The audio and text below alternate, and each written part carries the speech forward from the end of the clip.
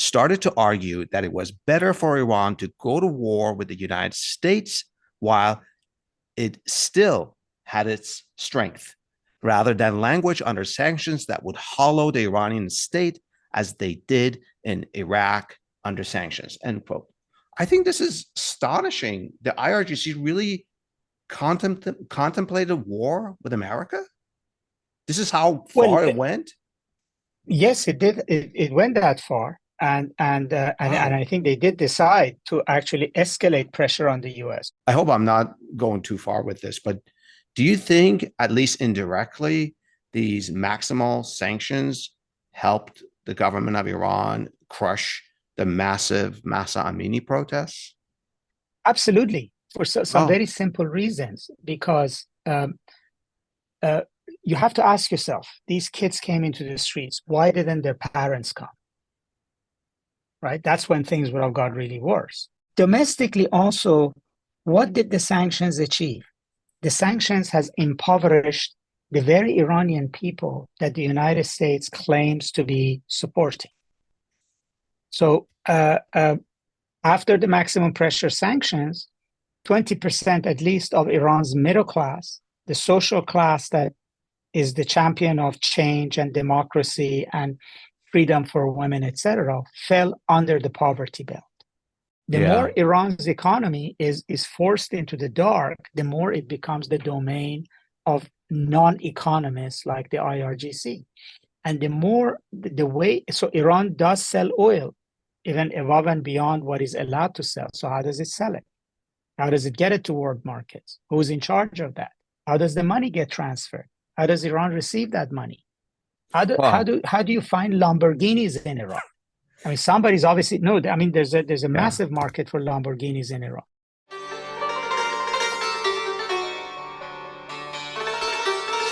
Welcome to Scholars Unravel the Middle East. I'm Adel Aali, your host. I was born in the Middle East but grew up in America, where I practiced patent law and later founded a startup based on my own inventions. And then I went on to my ultimate passion, history. But instead of repeating and reinterpreting sources of history, I bring you the sources themselves. I interview the scholars who research, analyze, and write history, scholars who distill their decades of research into an hour conversation with me. And my goal for this program is to correct our misperceptions and misconceptions about the Middle East, this fascinating region with its long and remarkable history. My guest is Dr. Vali Nasser, a professor at Johns Hopkins University's School of Advanced International Studies, where he's now the co-director of the Rethinking Iran initiative. Dr. Nasser has advised world leaders, business leaders, and senior American policymakers, including the U.S. President, Secretary of State, senior members of Congress, and presidential campaigns. He's the author and co-author of many books, including the following: The Dispensable Nation, American Foreign Policy in Retreat, a book that I discussed with Dr. Nasser earlier in this season. Forces of Fortune, The Rise of the New Muslim Middle Class and What It Will Mean for Our World. The Shia Revival, How Conflicts Within Islam Will Shape the Future. Democracy in Iran, History and the Quest for Liberty. The Islamic Leviathan, Islam and the Making of State Power, and How Sanctions Work, Iran and the Impact of Economic Warfare, a book that I recently read, a book that Dr. Nasser and I talk about here. In this interview, we discuss the following: Are U.S. sanctions on Iran working as intended? Or have the U.S. sanctions backfired on the United States? For example, have sanctions empowered and emboldened Iran's Revolutionary Guard to the point that they were ready for war with America? Did sanctions help Iran's regime crush the Mahsa Amini protests? Are sanctions effective foreign policy, or are they really for domestic politics? Are sanctions a one-way ratchet, easy to impose, hard to lift? And if sanctions are in fact hard to lift, then what kind of incentives do sanctions have on the target country? How do we know if Iran's economic decline, particularly the erosion of its middle class, is due to U.S. sanctions, as opposed to the regime's mismanagement of the economy? And if sanctions don't work, then how do we deal with Iran, Russia, and other such countries? I've also dropped links in the description to my other interviews with Dr. Nasser. U.S. failed diplomacy, the story of how America missed the opportunity to potentially neutralize the regional threat of Iran's hardliners, and how that led to Iran's nuclear program. This conversation draws from Dr. Nasser's book, The Dispensable Nation.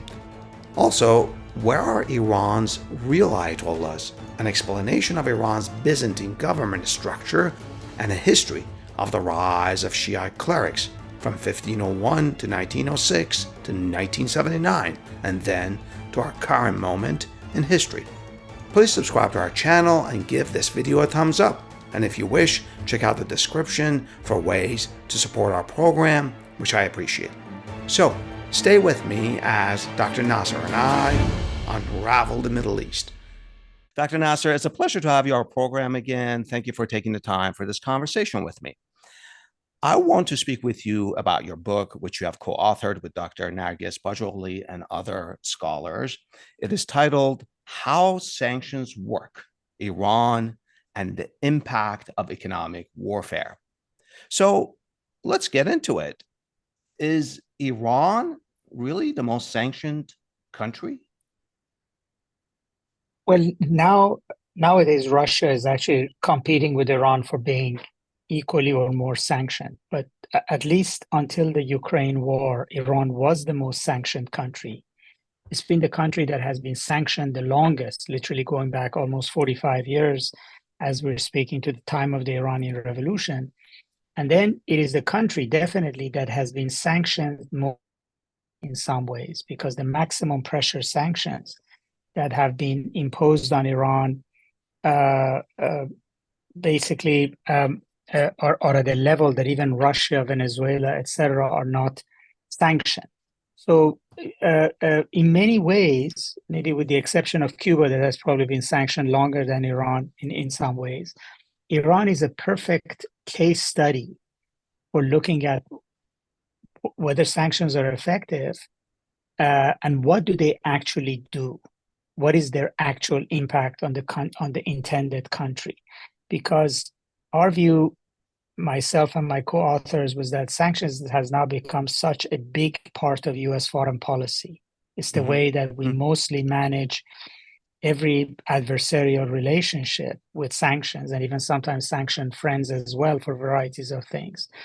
And we're always focused on whether the scalpel is sharp enough to cut, and how much does it cut? So to use a sort of a metaphor here. Yeah. But we never actually asked the question of does it have the intended consequence that we impose the sanctions for, and what is the impact on the society? So the book is not just a history of what sanctions has done to Iran and what's the impact would be, but it really is a major case study of sanctions as the United States is deploying them in foreign policy.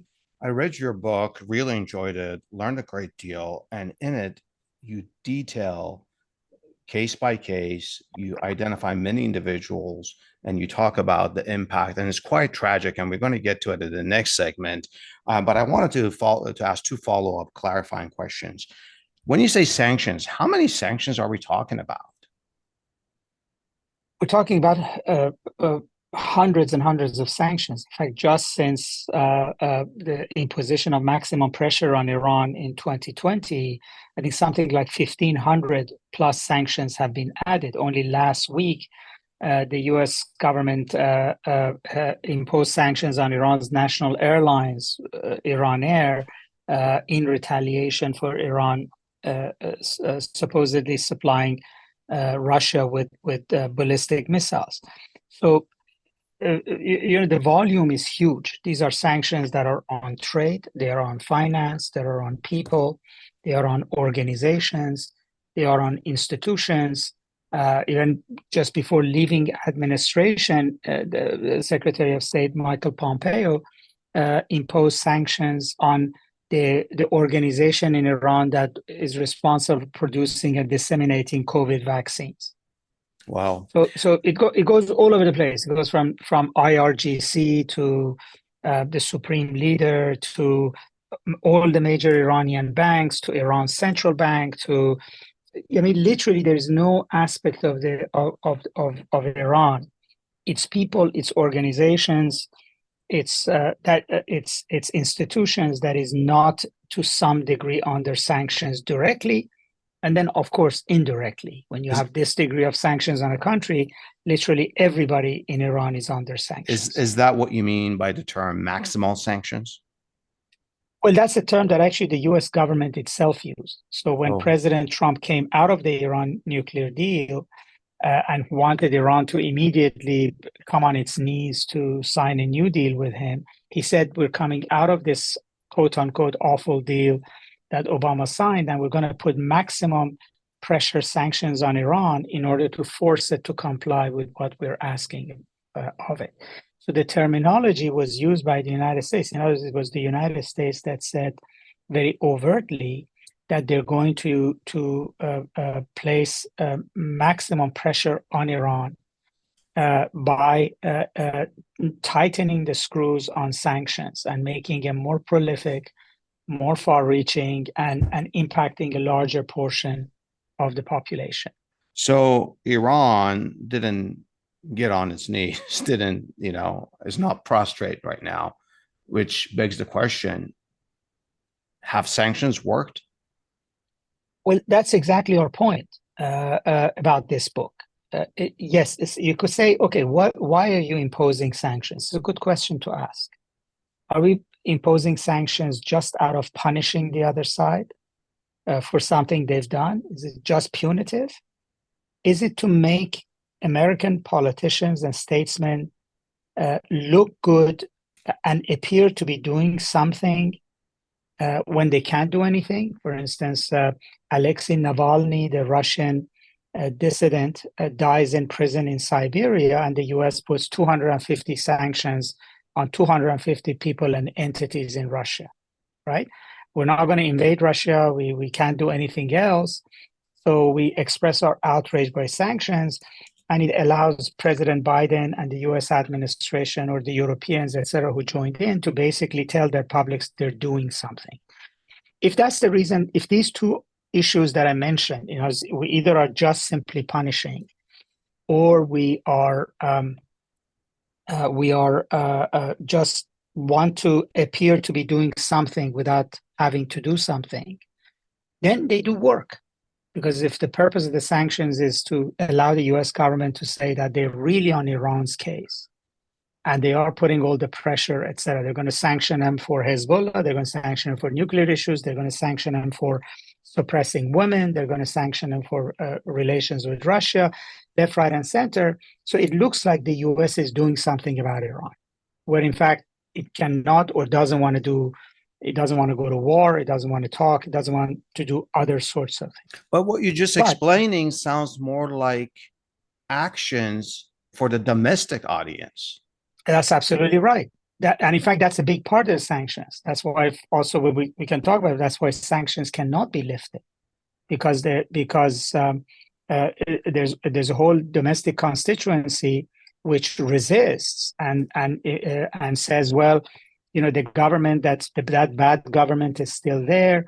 They're still doing other sorts of bad things if they're not this particular bad thing. And then if you're lifting sanctions, that means you're somehow rewarding and paying money to them. You're soft on terrorists or whatever. You're soft on terrorists. So we saw that with the Iran nuclear deal. We signed a deal with Iran, which said that if you do these 10 things, we will lift these 10 sanctions. They did probably do their part, but immediately the US came under fire that you are supplying money that's going to go directly to Hezbollah. You are rewarding terrorists, etc. So the resistance to lifting sanctions was not something foreign or international, was completely domestic. So there is that element. So two things I mentioned. So either it's out of just one punishment, or it is because it makes you feel good that you're doing something. And that's exactly why use of sanctions in the United States has gone up by 900%, let's say, a couple of decades. It's over abuse of sanctions because it's such a facile foreign policy tool for the US. And Now, when you the say, larger issue we say is Mhm. that, and that really goes to the heart of your question, is are sanctions effective in actually changing countries' behavior? Yeah, And yeah, there the answer is no. I mean, if you looked at have sanctions actually changed Iran behavior since 1979, the answer is no.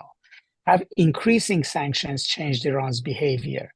The answer is no. Particularly, yes, at one point they did come to the table to negotiate the nuclear deal, but uh, uh, they also learned that the sanctions are not going to get lifted, and the United States left, and so they continued where they were. And in fact, since President Trump came out of the nuclear deal and put the maximum pressure sanctions on Iran, not only it had no impact on Iran, but actually worsened things on every count. worsen In things other on words, every count. Okay. so Iran's nuclear program expanded very drastically. To today, it's much closer to a point that we didn't want them to reach, namely a breakout point, than they were in 2020 when President Trump came out. They have more highly enriched uranium now than they did at that point. They are using more advanced centrifuges than at that point. The Iran's regional behavior became far more aggressive than it was before maximum pressure. They attacked oil facilities in Saudi Arabia in 2020. They sank tankers. They attacked Americans. And even if when the United States killed Iranian General Qasem Soleimani, Iran retaliated with missiles.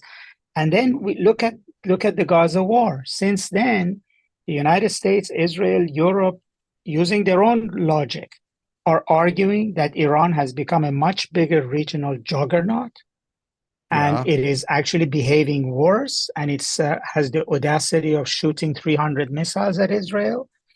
And the missiles in the hands of Hezbollah and the Houthis in Yemen is far more lethal and accurate and long range than they were before. So, and then domestically, Iran went into the hands of the IRGC, went into the hands of the hardliners. Its attitude towards its population became far more aggressive. The result of which was the tragic death of the young woman Mahsa Amini over enforcement of hijab by morality police, and then brutal suppression of the uprising that followed. So, on exactly what count did maximum pressure improve things? And it never came to the table to sign a new deal under President Trump. And when they came to the table eventually to negotiate with the Biden administration, they proved pretty tough. They asked for a lot more than they had asked in 2013. And they were willing to give a lot less than they gave in the nuclear deal. And in the end, they weren't even willing to sign the deal This without all sounds like it asking. backfired. Absolutely. It not only didn't work, it's backfired. And in the meantime, domestically in Iran, so yes, the government is still robust, is still strong, and it's actually began to act much more aggressively. And we can talk about why it's maybe doing that. But domestically also, what did the sanctions achieve? The sanctions has impoverished the very Iranian people that the United States claims to be supporting. So after the maximum pressure sanctions, 20% at least of Iran's middle class, the social class that is the champion of change and democracy and freedom for women, etc., fell under the poverty belt. And Wow. the rest of the Iranian middle class lost significant amount of disposable income that it could spend on education, travel, entertainment, etc. Some 70 to 80% of Iran's population today depends on government handouts to have ends meet.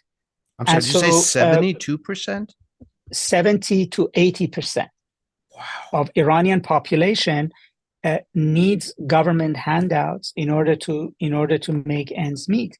So what did we achieve other than crushing the very social classes that we supposedly claim we're supporting, right?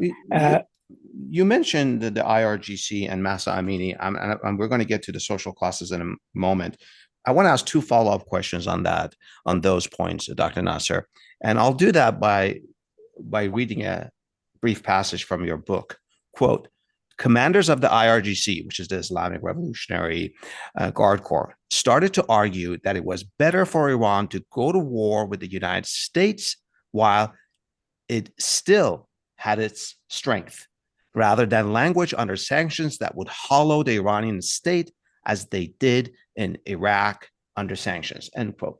I think this is astonishing. The IRGC really contemplated war with America? This is how far it went?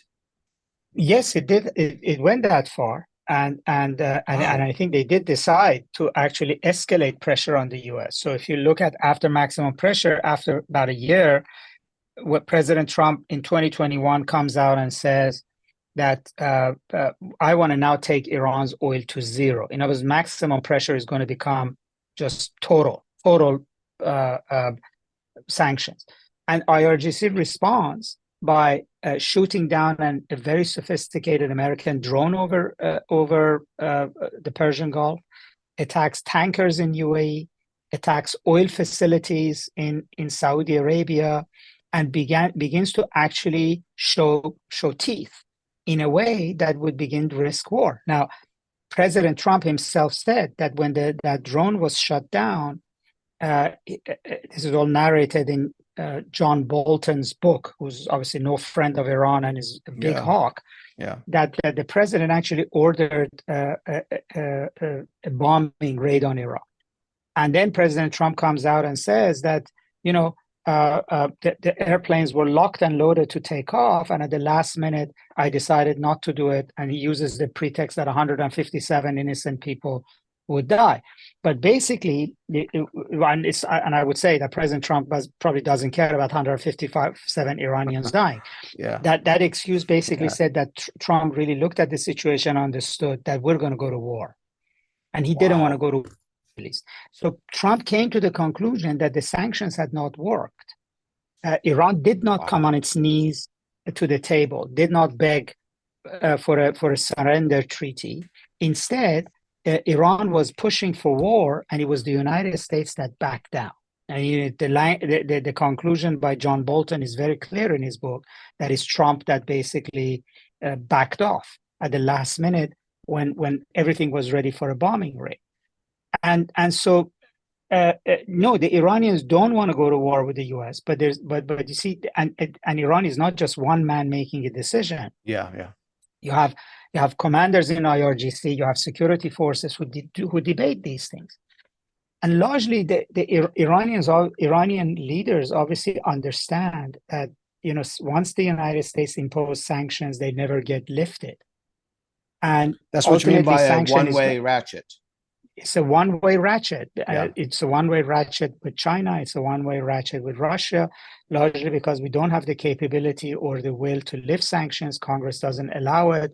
Unless you have total regime change, the political environment in America does not give any American president to contemplate lifting sanctions.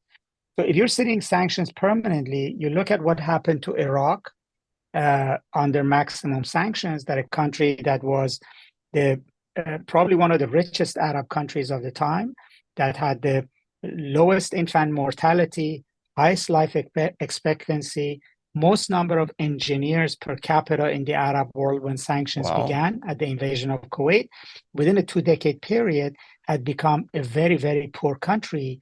And look at what happened to Iraqi military, look at what happened to Iraqi infrastructure, all of these things. So them sitting in Iran would basically say that ultimately the pathway, the sanctions are going to get you to war with the US. And it's much better that we engage them when we can do things rather than wait until we're completely exhausted. But the Iranians also have done something else, which the Iraqis haven't, is that as they've gone under sanctions, they've also have created resilience. They've become better at going around sanctions. They've become better at manufacturing everything at home.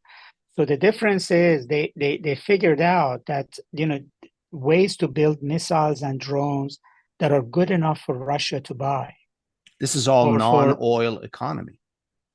Iran's economy is essentially is non-oil now.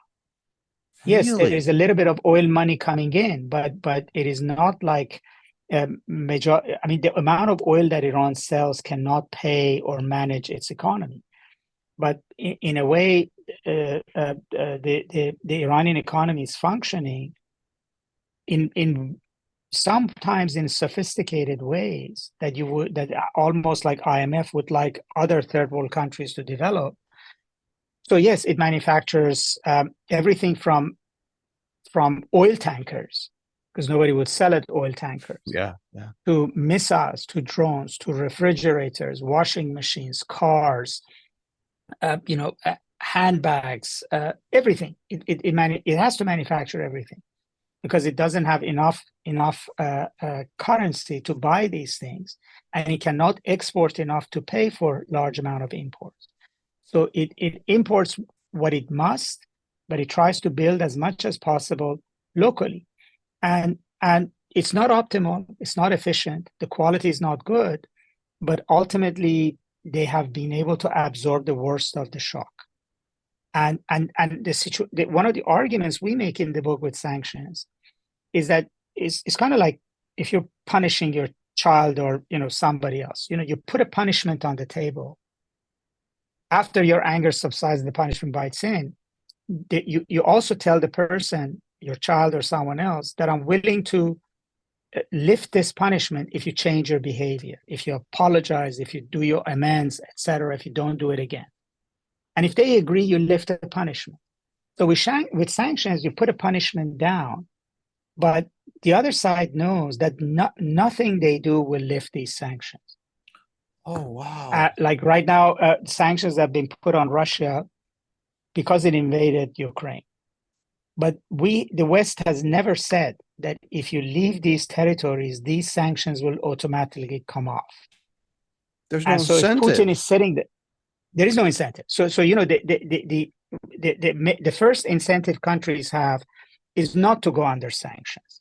Yeah. But once they go under sanctions, the only incentive for better behavior is that the sanctions could get lifted. Otherwise, what we're telling them is that if you do anything worse, the sanctions would get worse. But otherwise, we're just going to stay in this status quo permanently.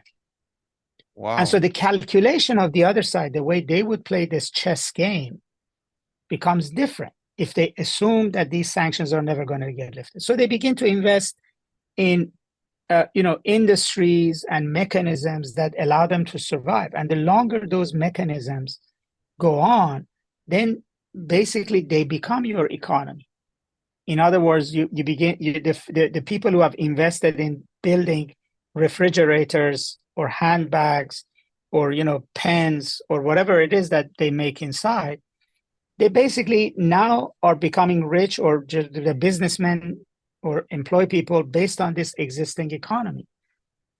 It Which works for the means government, that but they also Iran. have it. Go ahead. Go ahead, They please. have no incentive necessarily for you to go back to the world economy when their businesses are going to get shafted now, right? So you create a vested interest, you create resiliency. The sanctions will get less painful as a result. Then you have to double down and go further and But further. based on what you just explained, let's put the Iranian government aside for a second. Politics. You were talking about refrigerators, handbags, all sorts of things, and you just sort of, well, this is a shocker to me that Iran's economy is mostly non-oil now. What this means to me, what I'm deducing, is that you actually have a class of Iranian business people, industry people, which may not necessarily be pro-regime, but they now are making money. They don't want things to change. They're sort of entrenched. Is that? Yes, that's very true. I mean, when Wow. the Vienna talks were happening under President Biden, Mm-hmm. one of the things that Iran asked President Biden was to provide guarantees that if they entered into a new deal with the United States, that deal will not be reversed again the way Trump reversed it. Or at least it wouldn't get reversed for a certain period of time. And the United States couldn't and wouldn't make such a guarantee. which is one reason that there was no agreement. But there were many businessmen in Iran, some of them secular people, not necessarily pro-regime, who began to argue that, look, last time when the US and Europe pulled out, we had a huge amount of cost. We had to shift everything to China. All our capital goods, intermediary goods, things that we need for industry, machinery, etc., we started getting from China. Now, they argued that Iran should not sign a deal with the United States that doesn't have guarantees, for the reason that they argued that the shock to the Iranian economy of a yo-yo, which means changing sides.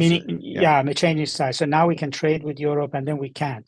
Now we can buy heavy equipment from Germany and now we can't, is more harmful to them and Iran's economy than just staying where they were.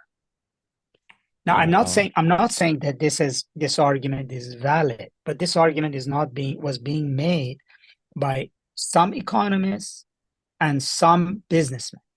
Now, of course, the Iranian people want sanctions gone. I don't want to say anybody is pro-sanctions. But the reality of it is that, and Iran's economy, I have to say, in terms of GDP, etc., is truly underperforming, because Iran is a highly, highly accomplished country in terms of manpower, in terms of capabilities, in terms of resources. Its economy should be really larger than that of all the Middle East put together, right? In a sense, but it's not. Yeah. So it is underperforming. There's no question that sanctions are working in a major way. And I also have to say that operating under sanctions means that you cultivate inefficiencies of various kinds. You cultivate corruption, you cultivate mismanagement, all of those things make things a lot worse. But an underperforming economy still is an economy in which there is the rich and there is the poor. It's kind of like pick any African country, very wealthy one like Nigeria, and you say that country is really underperforming. It is 80 million people, it has oil, it has all of this talent. It should be a lot more robust an economy that it is. But that doesn't mean that there is no economy in Nigeria. Yeah. That doesn't mean that there are not people who are making billions and you don't have billionaires, etc. And so, yes, Iran has a billionaire class. You look at apartments, extravagant expenditures, luxury cars, all of it is in Iran. But that's not the entire population. Yeah. That essentially the majority of Iranians are struggling. And in fact, that's one reason why protests in Iran cannot really spread nationwide. Do you think people are too poor to basically be able to afford prolonged periods of contest against the government? And earlier you said between 70 to 80% of Iranians are essentially dependent on the government's dole, the government's handouts. Mm-hmm. Some form of government dole. Yeah. I hope I'm not going too far with this, but do you think, at least indirectly, these maximal sanctions helped the government of Iran crush the massive Mahsa Amini protests? Absolutely, for some very simple reasons. Because you have to ask yourself, these kids came into the streets, why didn't their parents come? Right? That's when things would have got really worse. Yes, a lot of Iranians are extremely unhappy, but Iranians cannot afford essentially not to work. They cannot afford disruption to commerce. They cannot afford not working, especially if they don't know where a protest is going to lead, right? A population that is poor does not have the resources, the strength to mount a revolution. Many Iranians compared what happened under Mahsa Amini to what happened under the Shah.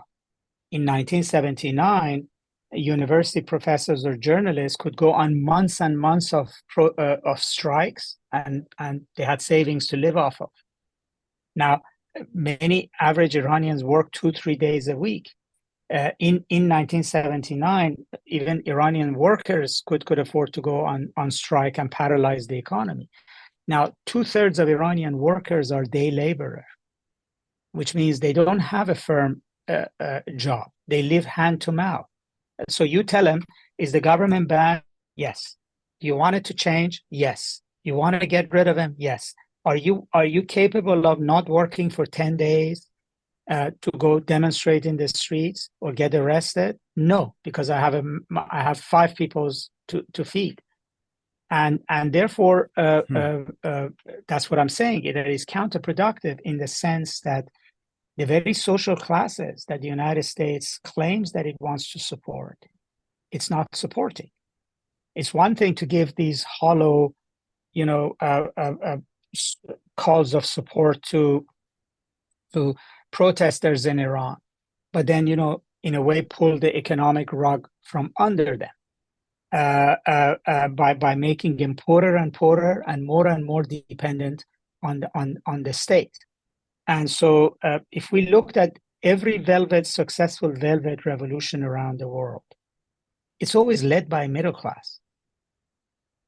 You look at Poland, look at Hungary, look at all of Eastern Europe, look at Southeast Asia, look at Latin America.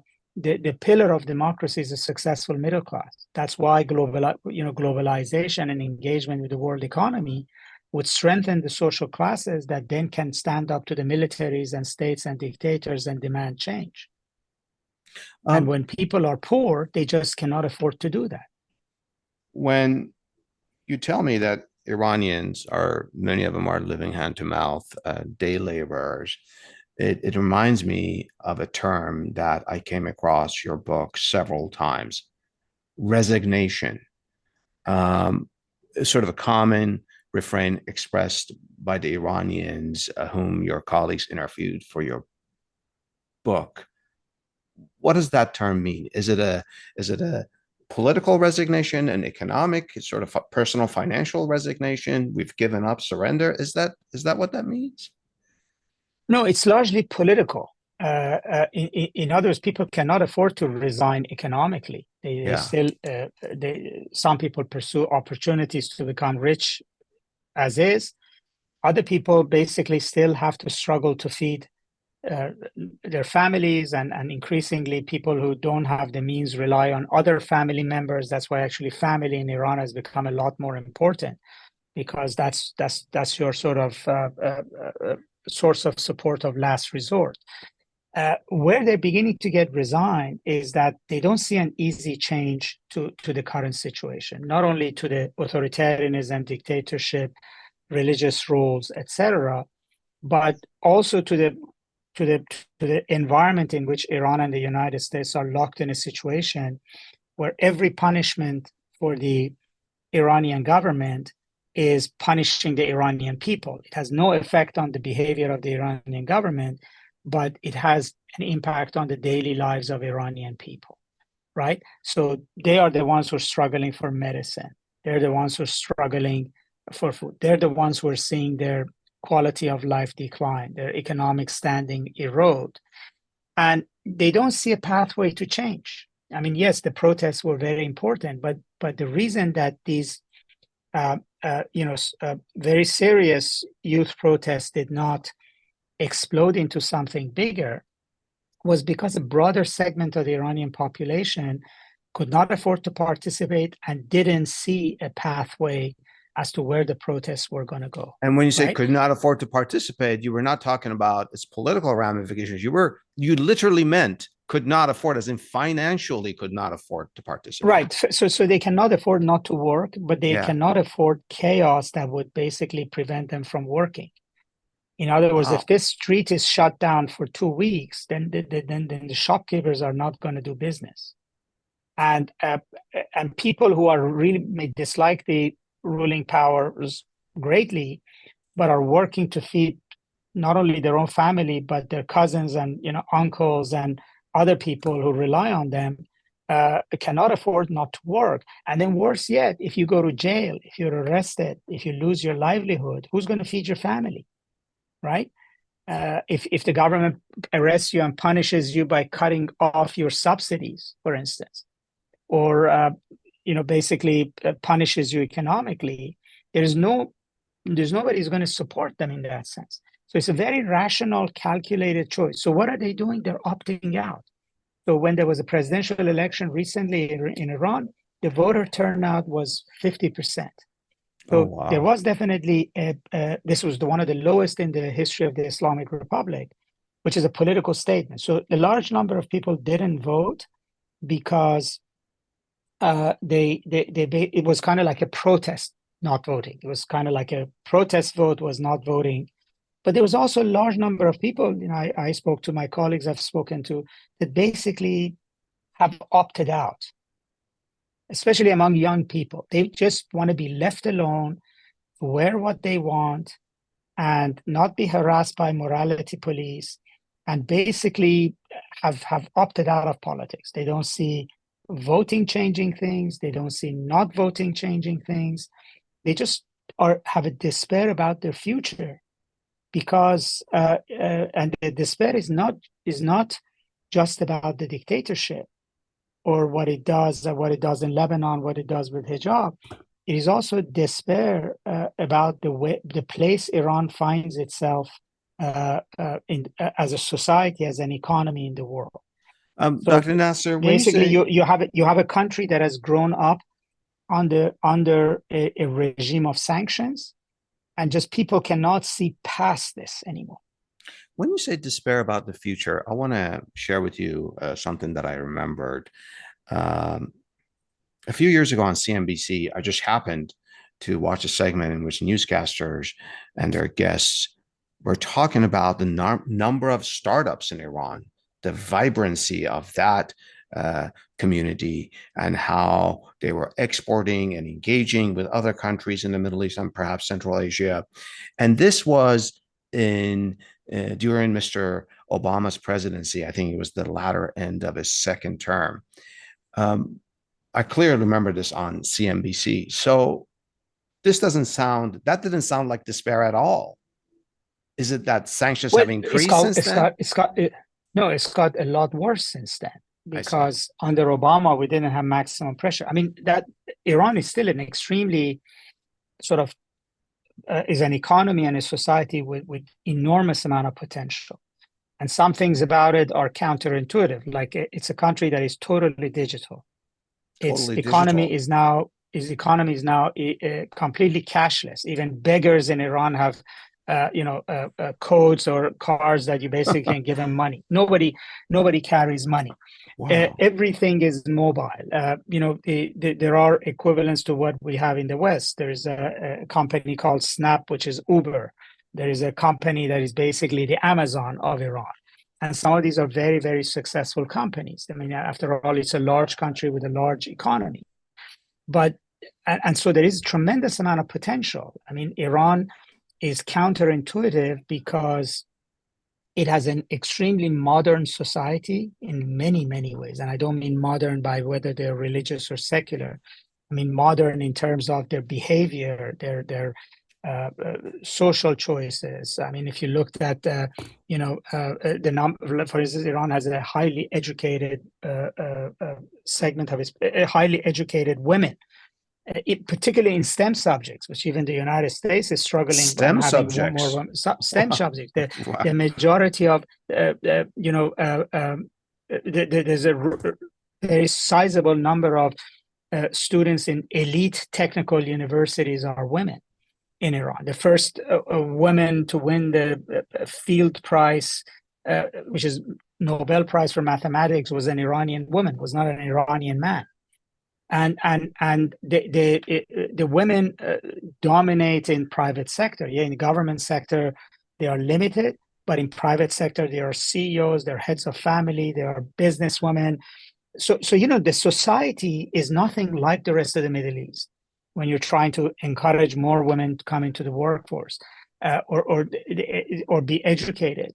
It is a very sophisticated society. It is a very promising economy, but it is ruled obviously by a theocratic authoritarian government, which is out of step now with its population. But also that society is also caged by the sanctions.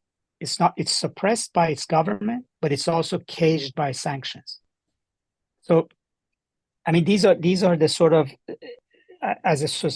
putting aside Iran's government, Iranian people educated, talented, global looking, eager to engage the world, much more of the profile of Turks, let's say, or the most modern people you would have in the developing world, are essentially disconnected from the rest of the world and basically live in this glass house of sanctions. So it's not their fault. It's not their fault that they're under sanctions. It's the fault of their government policy, no doubt. But it's also the way the United States responds to and interacts with the Iranian government, which is largely through sanctions. So what would you and say? Therefore, you create essentially a sort of a glass house, a structure that the Iranian people, whether they like it or not, have to live in that glass structure. And they're despairing because they don't see how they can get out of it. So all of this really intrigues me into the alternative argument for this, about the alternative argument. You were talking about the bureaucracy of Iran and its authoritarian regime. What would you say to someone who would say, well, why can't we attribute all of this to mismanagement of the economy? For example, Argentina is dealing with that, and it's not under sanctions. I think your book even mentioned that in the past. We've had economists of Argentina on our program that they talk about the dire conditions of ordinary people in Argentina. Well, it's very interesting. It's actually a debate within Iran itself. Factions in Iran's political elite and intelligentsia who want engagement with the U.S. For instance, people who were in the previous government, Rouhani's government, who negotiated the nuclear deal, they argue that Iran's problems have to do with sanctions. Majority of the problems have to do with sanctions. We have to engage the West in order to alleviate sanctions, even after what Trump did. And then the hardliners in Iran who don't want to talk to the United States try to say that no, our problems are internal or management issues. They're nothing to do with sanctions. And in fact, this was a very, very central point in the most recent presidential election. So the relatively moderate Masoud Pezeshkian, who won the Iranian presidency, ran on the campaign that you cannot improve the livelihood of Iranians, just improve their daily lives without addressing sanctions, and you can address sanctions without talking to the U.S. And the most sort of outspoken, eloquent person in his campaign who argued for this is the former foreign minister Javad Zarif, who's now vice president, who actually negotiated the deal. And the hardliner on the other side, a fellow by the name of Jalili, constantly was arguing that no, we can grow the economy at 8% if 8%. We just do it domestically in the correct way. We don't need to talk to the U.S. We don't need to deal with sanctions. And at one point, very controversially, on television in a national debate, Pezeshkian said, I am willing to leave the presidential campaign right now, let him become president, provided that you promise that if you don't grow the economy at 8%, you be executed, which was a very radical thing to say. But the Iranian people got the message. It was all about the point you raised.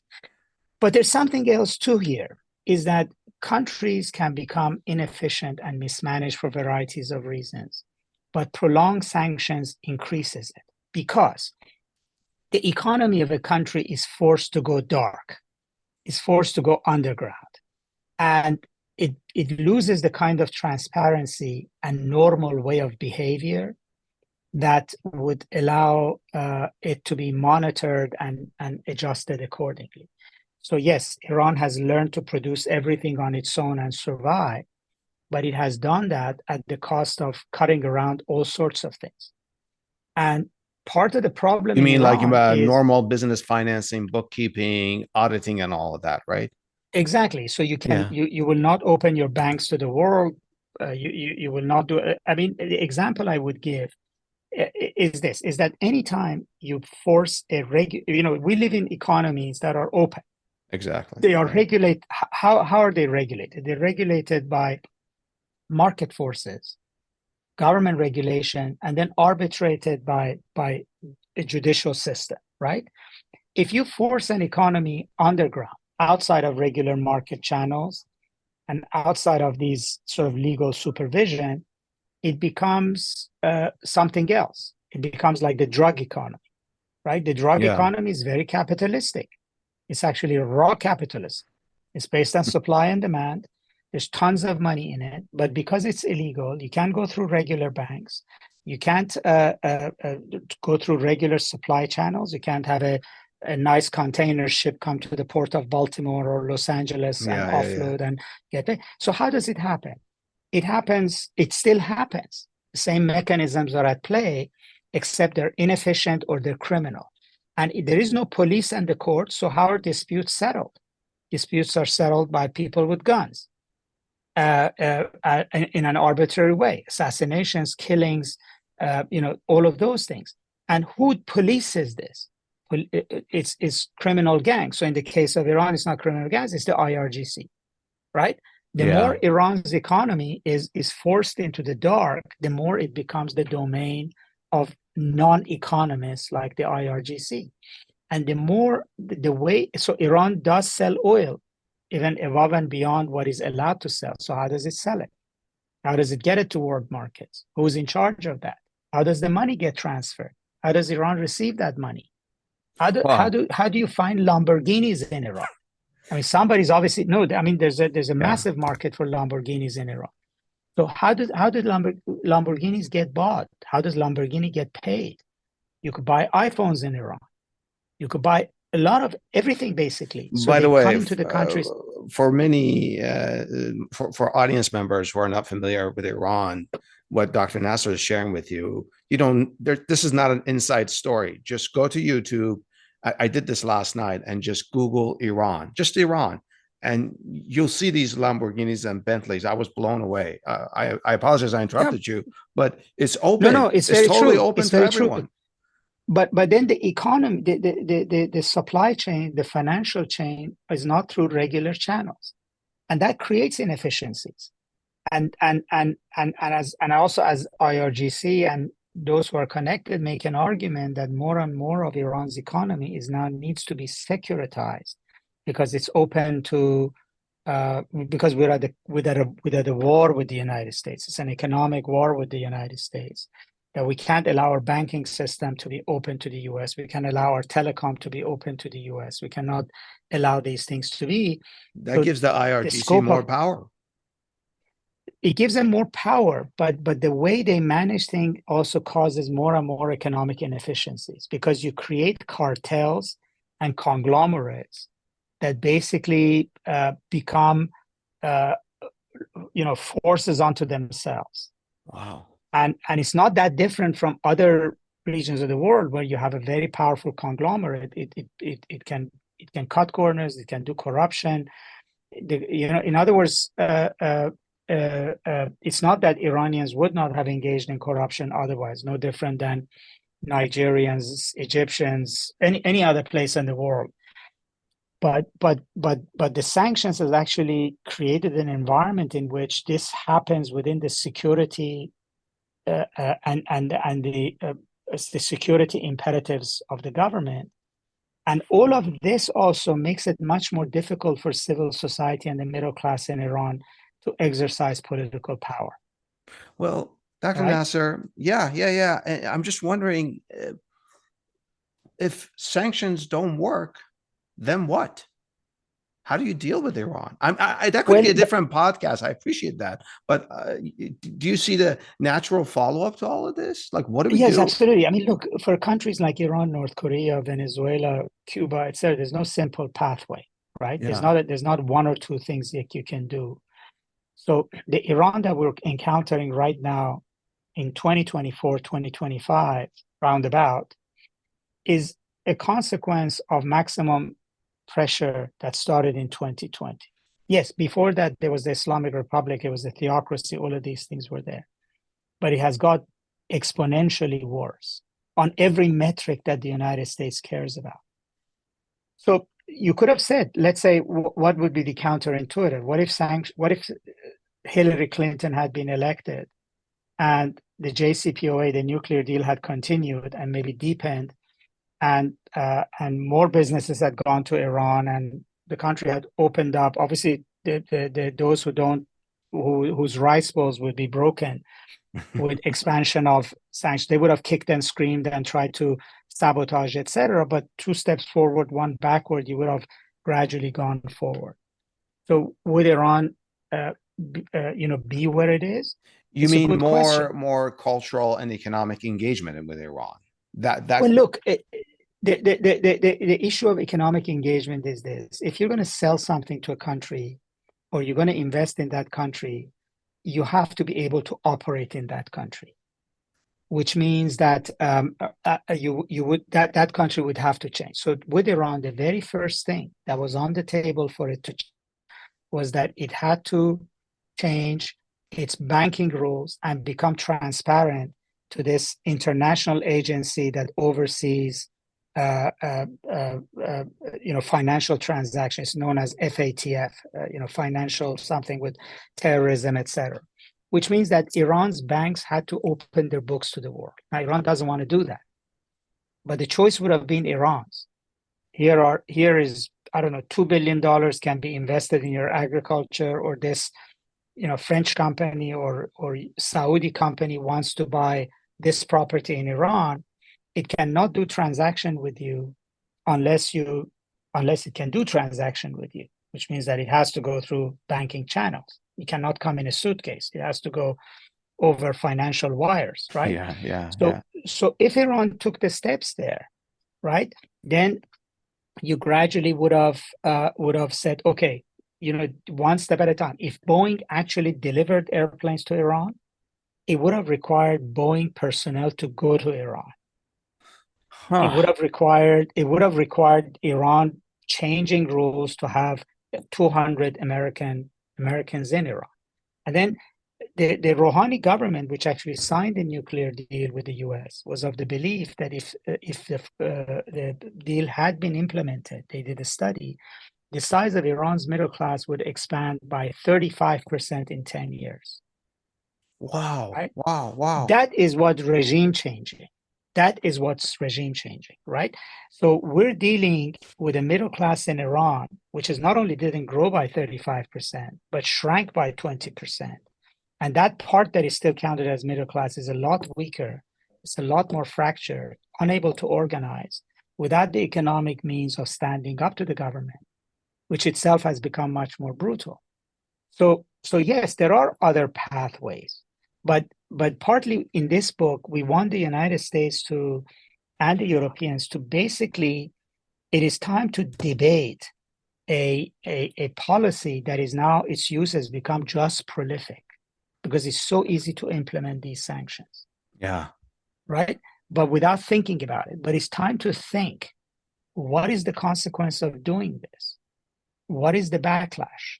What is the cost to the United States of following this policy? What is the cost to the country that you're following it? If today the United States is desperately trying to avoid a larger war in the Middle East, right? And it believes that Iran is more lethal and more dangerous than it was in 2020, then it has to look back at how it contributed to this and how things might have been different if the nuclear deal had not been abrogated, right? Then that sort of that's the kind of debate that we need to have. It's not that I can give you a simple answer that yes, sanctions or no sanctions. There is room for sanctions, but the way we are implementing it without thinking, the fact that we actually have no ability to negotiate lifting it. Because you ask a country to do something, like you tell Iran, I want you to dismantle your nuclear infrastructure. What if they did like they did in 2015? But you're unable to lift sanctions. Then nobody will negotiate with you. Yeah. Right? So Dr. Nasser, Iran is not just about Iran. It's about actually what's the country after Iran, right? If which is Russia. So do we have a mechanism to persuade Putin to give up Ukraine short of, a bloodbath? The international precedents that Iran sets for our negotiations and lifting sanctions, or maybe perhaps increasing them with other countries. My last question and closing question for our conversation is this, and I'm not trying to get cute with this question. I'm really intrigued. Have experts in the State Department read your book? Have they invited you to go and present? No, but some events we've had people from, particularly younger people from Treasury and Yeah. from the State Department have been there. People also from Congress. I think to some extent we have forced a conversation about this. There are other people who have written about other problems with sanctions, like you're encouraging people to find ways to go around the dollar, for instance, which is a whole sort of a different sets of things. Mm-hmm. But these changes happen gradually, because if you're sitting in the seat of the Secretary of State or National Security Advisor and you need to do something tomorrow, sanctions still the easiest thing to do. And unfortunately, we're not the only ones putting ideas. There are people out there who put ideas that all you need to do is to make sanctions more targeted, or all you need to do is to make sanctions more effective. So yes, only if you could persuade the Chinese to also cut off Iran, then the Iranians would come to their knees. So it's all about how do you tweak this tool to be even more lethal, more effective, how the scalpel would be sharper. Our argument is that, okay, that's fair. That's a good question to ask, but that shouldn't be the only way in which you assess this. Is that even when the scalpel has been sharp, why hasn't it actually had the actual effect that you want, and why is the effect actually counterproductive? Yeah. Dr. Nasser, thank you for educating me and our audience. And to our audience, if you know of any history that could unravel the Middle East, please share it with us. Thank you so very much. Thanks for having me.